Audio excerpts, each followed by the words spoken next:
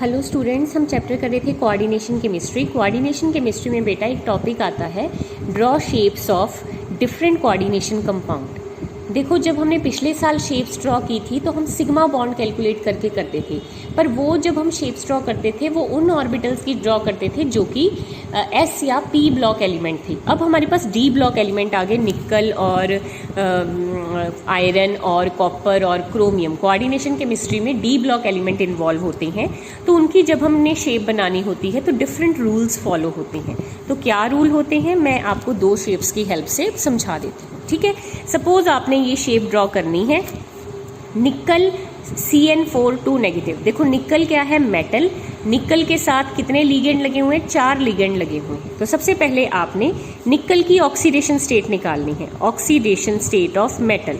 सबसे पहले आपने मेटल की ऑक्सीडेशन स्टेट निकालनी है। ऑक्सीडेशन स्टेट कैसे निकालते हो बेटा, जिसकी ऑक्सीडेशन स्टेट निकालनी होती है उसको X मान लेते हो। निकल को आपने X मान लिया। साइनाइड पे कितना चार्ज होता है बेटा, -1।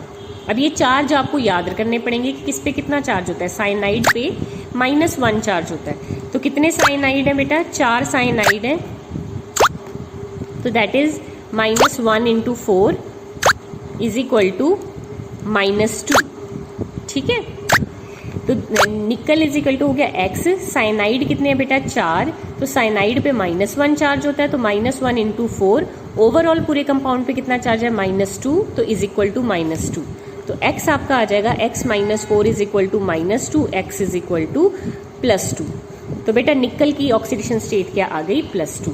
तो अब अगर मैं निकल की एटॉमिक कन्फिग्रेशन लिखूं तो निकल होता है 28 होता है 3D8 4s2। इसकी इलेक्ट्रॉनिक कन्फिग्रेशन होती है 28, मतलब D8 4s2। अब D के कितने ऑर्बिटल होते हैं बेटा, 5 होते हैं। तो 8 का मतलब 1 2 3 4 5 6 7 8। ठीक है, 8 ऐसे भरेंगे और 4s का एक ऑर्बिटल होता है, उसमें 2 इलेक्ट्रॉन। अब निकल की ऑक्सीडेशन स्टेट कितनी आई है, +2। +2 का मतलब 2 इलेक्ट्रॉन चले गए, तो लास्ट वाले 2 इलेक्ट्रॉन रिमूव हो जाएंगे।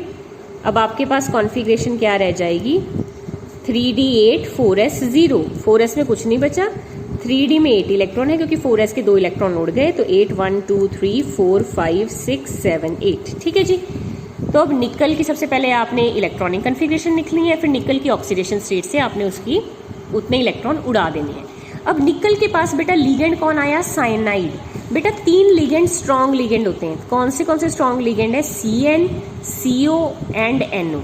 ये जो लीगेंड है ये तीनों क्या है, स्ट्रॉन्ग। तो जब भी ये लीगेंड आएंगे ये पेयरिंग कर देंगे। These ligands are strong ligand, ये पेयरिंग करते हैं।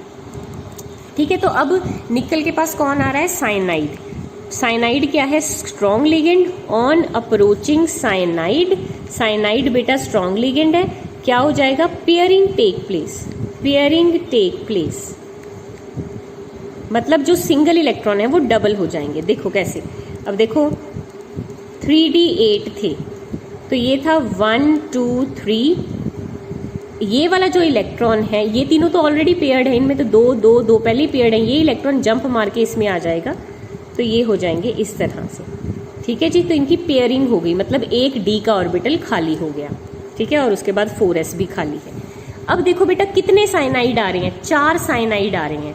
तो निकल को 4 खाली ऑर्बिटल अवेलेबल करने पड़ेंगे 4 साइनाइड के लिए। तो निकल के पास तो कितने खाली अवेलेबल हैं, D के 1 अवेलेबल है, D का 1 और S का 1। अभी 2 ही खाली हैं, 2 निकल को और चाहिए। S के बाद बेटा P भरता है, S के बाद कौन सा भरता है, P के पास कितने खाली ऑर्बिटल होते हैं, 3। लेकिन हमारे पास तो टोटल साइनाइड कितने हैं, 4। तो हमें 4 ही खाली ऑर्बिटल चाहिए, मतलब एक D का, एक S का, 2 P का। तो ये जो 4 खाली ऑर्बिटल हैं इनमें आके साइनाइड जुड़ जाएगा। इन चारों में आके साइनाइड जो है अपना बॉन्ड दे देगा।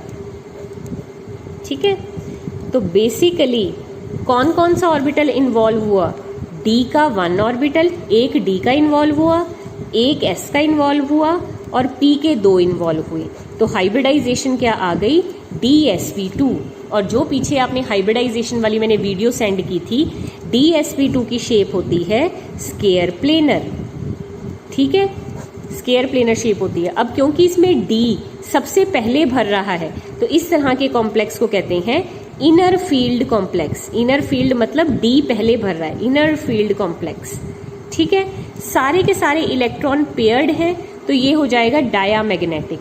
जब जिसमें सारे इलेक्ट्रॉन पेयर्ड होते हैं वो डायामैग्नेटिक होता है, जिसमें सिंगल होते हैं वो पैरामैग्नेटिक होता है। इसमें सारे इलेक्ट्रॉन पेयर्ड हैं तो ये डायामैग्नेटिक। अब क्योंकि साइनाइड स्ट्रॉन्ग लिगेंड था तो ये होगा बेटा strong field complex, strong field complex. Strong ligand बेटा पेयरिंग कर देता है, पेयरिंग करने से अब पूरी तरह से स्पिन नहीं हो सकती। जब सिंगल इलेक्ट्रॉन थे तो ये पूरी तरह से घूम सकते थे, लेकिन पेयरिंग हो गई तो अब ये पूरी तरह से घूम नहीं सकते। तो स्ट्रॉन्ग लिगेंड जो है लो स्पिन कॉम्प्लेक्स बनाता है, पूरी तरह से स्पिन नहीं हो सकती, लो स्पिन कॉम्प्लेक्स बनाता है, ठीक है जी। तो ये सारी इसकी प्रॉपर्टी है कि डी पहले भरा तो इनर डी फील्ड कॉम्प्लेक्स, सारे के सारे पेयर्ड हैं तो डायामैग्नेटिक, स्ट्रॉन्ग लिगेंड था तो strong field complex, strong ligand ने पेयरिंग कर दी तो लो स्पिन कॉम्प्लेक्स। अब स्केयर प्लेनर ज्योमेट्री है, स्केयर प्लेनर शेप है तो स्केयर प्लेनर आपने ड्रॉ करनी है। स्केयर प्लेनर कैसी होती है, 1 2 3 4, ठीक है जी। निकल के साथ 4 साइनाइड लग जाएंगे, ये इसकी शेप होगी। लास्ट मतलब आपने शेप ड्रॉ करनी है, this is square planar shape. तो यहाँ पे जाके आपका क्वेश्चन खत्म होगा, ठीक है। So this is square planar shape. इस तरह से आपने स्टेप बाय स्टेप फॉलो करके शेप बनानी है। सेकेंड एग्जाम्पल ले लेते हैं निकल Cl4 नेगेटिव की। तो सबसे पहले निकल की ऑक्सीडेशन स्टेट निकालेंगे। निकल को X मान लिया, क्लोरीन पे कितना चार्ज होता है -1, कितने क्लोरीन है 4 इज इक्वल टू -2। तो X -4 is equal to -2, X आ गया +2। तो निकल की ऑक्सीडेशन स्टेट आ गई +2। निकल होता है 28 का मतलब D8 4s2, ठीक है जी। 1 2 3 4 5 6 7 8 4s2, ठीक है जी। निकल इन +2 ऑक्सीडेशन स्टेट है मतलब 2 इलेक्ट्रॉन चले गए तो आपके पास क्या बचा, D8 एंड 4s0, ठीक है जी। 1 2 3 4 5 6 7 8 एंड 4s0। अब लिगेंड कौन सा आ रहा है, क्लोरीन। स्ट्रॉन्ग लिगेंड सिर्फ 3 ही है, साइनाइड, CO एंड NO। तो अब अगर क्लोरीन आ रहा है तो पेयरिंग नहीं होगी क्योंकि सिर्फ स्ट्रॉन्ग लिगेंड पेयरिंग करता है, ठीक है जी। ऑन अप्रोचिंग क्लोरीन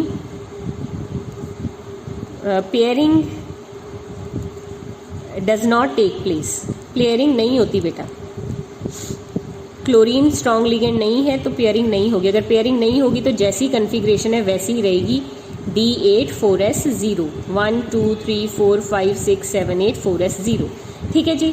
अब कितने क्लोरीन आने हैं, 4। तो निकल को 4 खाली ऑर्बिटल चाहिए, पर निकल के पास एक ही खाली ऑर्बिटल है 4s का, ठीक है जी। अगर 4s का ही खाली ऑर्बिटल है, 1 2 3 4 5 6 7 8, सिर्फ s का ही खाली ऑर्बिटल है। s के बाद कौन भरता है बेटा, p। तो नेक्स्ट जो इलेक्ट्रॉन है, एक s का हो गया, 3 p के। अब 4 खाली ऑर्बिटल हो गए बेटा, 4 खाली ऑर्बिटल हो गए हैं तो चारों क्लोरीन इनमें आ जाएंगे। हाइब्रिडाइजेशन होगी, एक s में गया, 3 p में गए, हाइब्रिडाइजेशन होगी sp3 हाइब्रिडाइजेशन। sp3 हाइब्रिडाइजेशन की शेप क्या होती है, टेट्राहेड्रल। तो बेटा आपकी जो निकल की शेप होगी वो होगी टेट्राहेड्रल। देखो टेट्राहेड्रल शेप के साथ जो है निकल, मेरा पेन बंद चलना बंद हो गया है, तो टेट्राहेड्रल शेप होगी। निकल के साथ 4 क्लोरीन टेट्राहेड्रल शेप में बन जाएंगे क्योंकि sp3 की टेट्राहेड्रल शेप होती है। इसके अलावा और कौन कौन सी प्रॉपर्टी देखनी है आपने। अब इसमें क्योंकि d ऑर्बिटल नहीं भरता तो इनर d आउटर d वाला कोई कॉन्सेप्ट ही नहीं है। अब इसमें देखो सिंगल इलेक्ट्रॉन प्रेजेंट है तो ये होगा पैरामैग्नेटिक। पिछले वाला डायामैग्नेटिक था क्योंकि उसमें सारे पेयर थे, इसमें सारे पेयर नहीं है तो ये होगा पैरामैग्नेटिक।